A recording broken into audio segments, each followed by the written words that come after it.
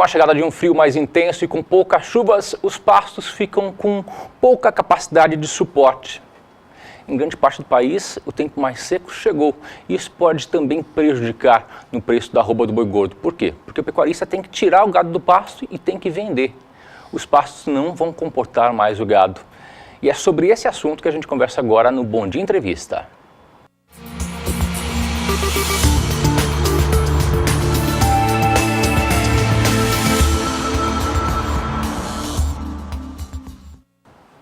Sobre esse tempo mais frio e mais seco, eu converso agora com o João Pedro Cuti Dias, analista de agronegócio do SBA.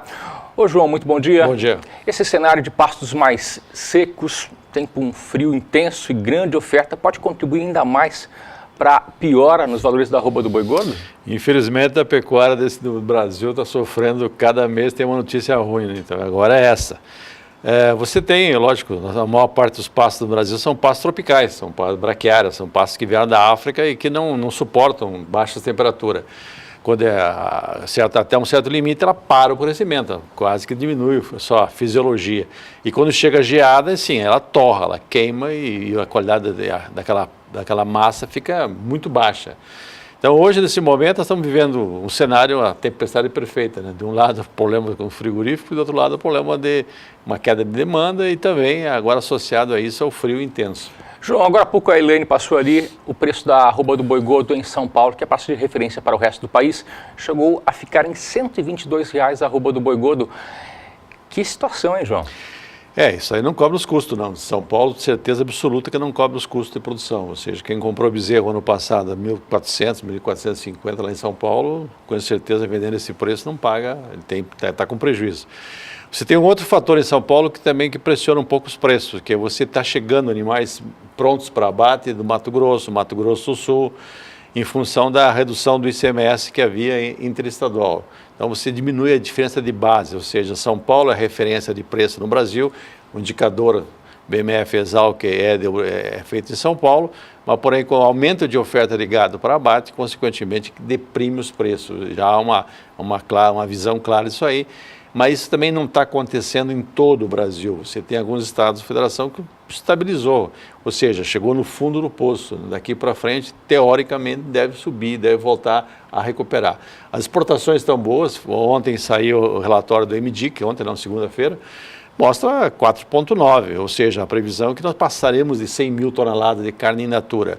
Nosso ministro Blairo Maggi, nosso apagador de incêndio oficiais aí, estava nos Estados Unidos, em Washington, e aparentemente parece que vai haver um retorno dos Estados Unidos à compra de carne brasileira nos próximos 30, 60 dias, depende de alguns detalhes técnicos, porém parece que o pior já passou.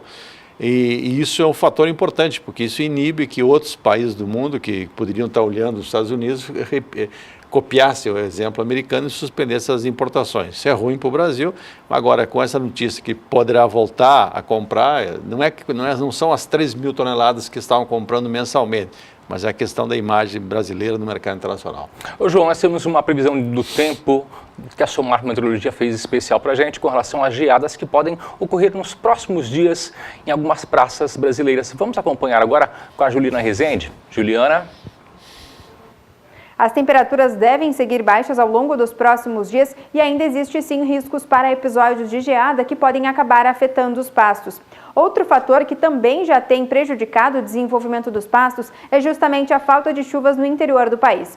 Especialmente nas áreas em vermelho do mapa, é que a umidade do solo tem declinado de forma intensa por conta dessa falta de chuvas. E nessas condições, com baixa umidade do solo, os pastos não conseguem manter um bom ritmo de crescimento. Agora, ao longo dos próximos 5 dias, o predomínio ainda deve ser de tempo mais seco na maior parte do país, com pancadas de chuva no extremo norte e também em áreas da faixa leste do sudeste.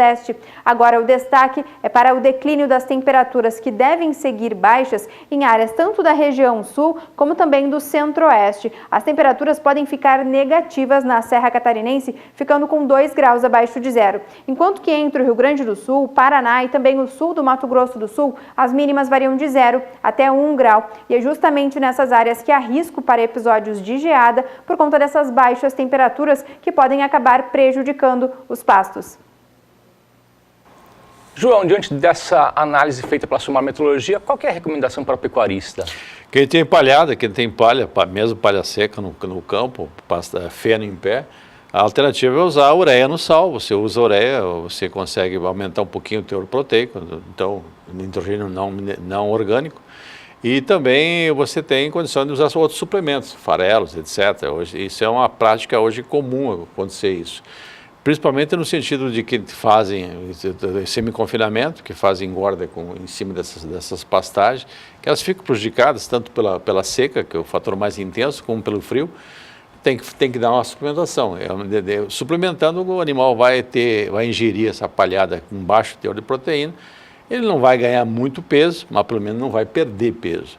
E você tem um problema sério também hoje nas culturas de inverno que estão na fase de reprodução, tipo trigo. Se você pegar o trigo espigando nesse momento de florescimento e ver uma geada, o impacto é muito grande, muito negativo nisso aí. Perfeito. João, vamos falar mais sobre esse assunto. Ok, você... bom trabalho. Vamos torcer para que que a pecuária entre num ciclo de boas notícias, né? Hoje nós temos, infelizmente, um ciclo de má notícias. Perfeito. Boa quarta. Obrigado, bom trabalho.